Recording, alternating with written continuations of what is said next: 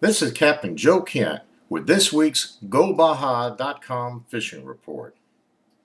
Early this week, we had a lot of high winds and rain hit the area that was not a very welcome sight to so many people, but the anglers, it certainly was, because it's going to get our fall fishing to moving.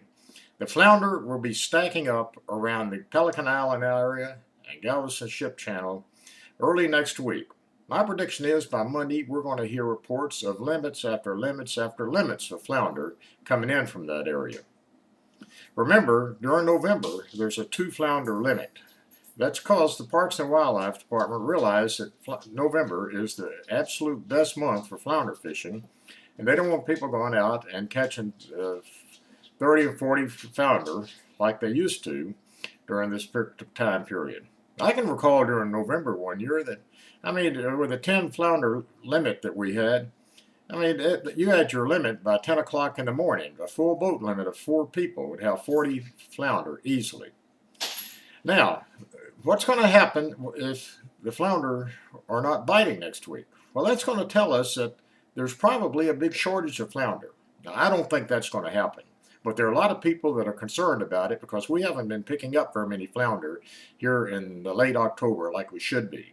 The reason I'm saying that we're not picking them up is because the water temperature has been too high. You remember last week at this time we were dealing with water temperatures along the beachfront pushing 80 degrees. By Monday, my prediction is that the beach water temperature is going to be below 70 degrees, and that's ideal for fall fishing.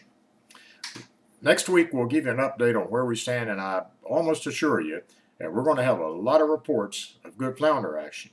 Flounder aren't the only fish that are going to be hitting either.